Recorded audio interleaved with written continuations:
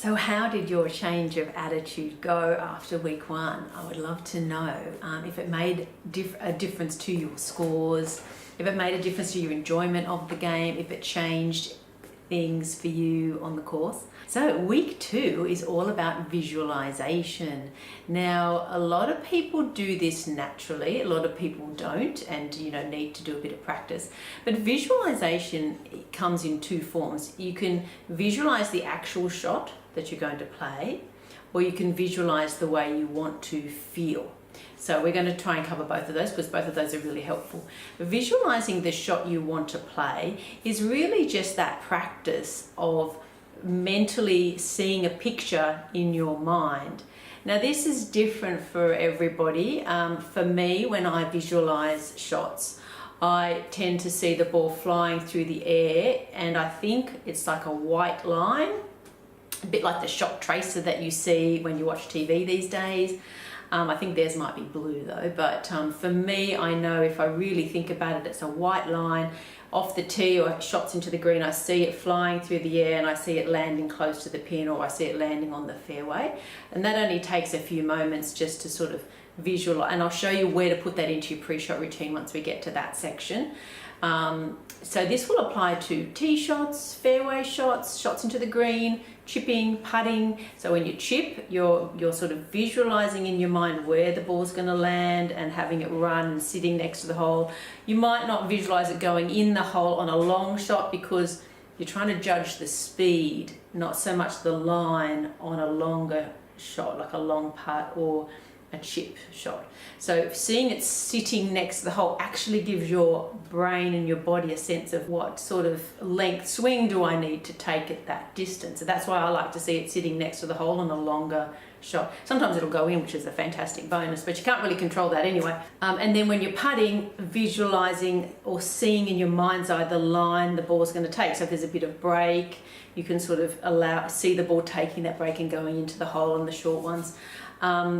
If you focus only on going in, sometimes you forget about the pace or the distance control, and you can end up going too far past. That's the only reason on the longer shots I don't like to focus on it going in. I like to focus on it sitting next to the hole, because you're more about pace and distance control than you are on line. Now on the short parts, obviously yes, you want to focus on it going into the hole, and you'll see in your mind's eye that line the ball takes and drops in. So it's rehearsing in your mind the ideal shot that you want to play before you play it. You are then sending a message to your brain that helps your body know what to do to create that shot. It's almost like, I've already done this successfully, I know exactly how to do it. Not only does it help send a message to your brain and your body to know what to do, it makes you feel more confident because in your mind you've already done that. So it goes along the lines of that old adage where they say, don't think about a pink elephant. And I'm sure you've heard that saying. And of course, you've now thought of a pink elephant because your brain doesn't understand what not to do. So it can only deal in positive messages. So by saying, I don't want to go in the water, your brain's just hearing water. So what we want to do when we're visualizing is, or what the benefit of visualizing is seeing what you want. So whenever you're in a tricky situation and you're feeling a little bit negative, or you might be standing over water thinking, oh, I always hit it in the water here, or you're seeing the ball, or you're imagining yourself picking it out, you're imagining yourself getting your scoop out and you haven't even hit your shot yet. That's when you want to bring that visualization into play, standing over it, looking up, and we'll talk about this in our pre-shot routine, seeing the ball doing what you want. So it's rehearsing the shot you want in your brain using visualization techniques. Now, if visualization, the word, is not resonating with you, maybe you're not a very visual person, you could call it mental practice instead of visualizing. So you're mentally practicing the shot that you want. So as soon as you feel yourself getting a bit negative and thinking, oh no, I usually XYZ on this hole, then that's the time you want to start visualizing. Now ideally you'll do it on every single shot, every tee shot, every fairway shot, but until you get into the habit of it, then it's particularly if you're feeling a little bit, then that's when you want to, okay, I want to visualize the shot I want. It is amazing how much more relaxed it makes you feel because you've got this positive mental image. So that's basically what visualization is, practicing mental pictures in your mind of the shot that you would like to play. They will override the negative thoughts you have. This is a really important point here, is that it's very difficult to not think negatively and just stop thinking negatively. People say, "I just don't think about that." But that's almost impossible to do, because then there's like a vacuum in our mind. We've got to think about something. So instead of trying to stop thinking negatively, replace it with the positive thought. So we're not going to just try and stop thinking, we're going to put something positive in there instead. And again, this is where the visualization is so helpful, where you can see the positive shot that you want to play, and that cancels out that negative thought process. So fantastic little flip it around tip.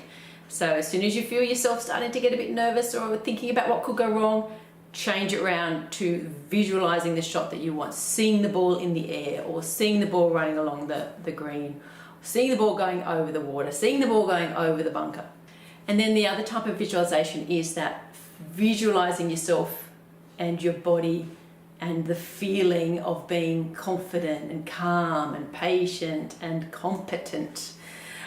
There's a bit of a trick that we talk about where you imagine that you are one of your heroes. So let's say that you love Greg Norman.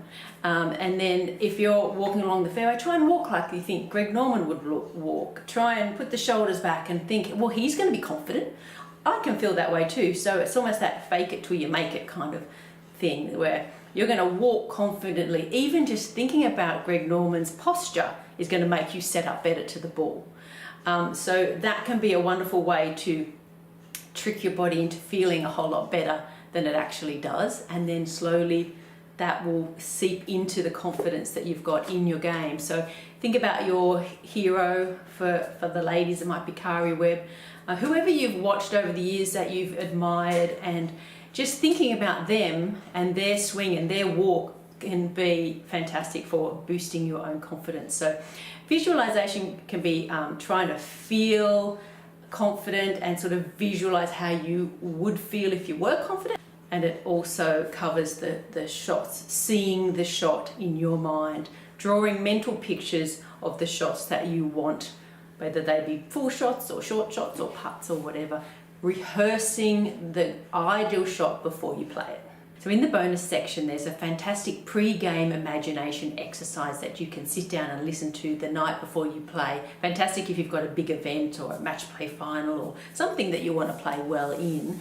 You can sit down and listen to this exercise, and all it does is get you to think your way through the ideal round of golf, right from the beginning to the end. So have a listen to that. Wonderful thing to do the day before or the night before you play. You can even listen to it in the car if you like, on the way to your game of golf.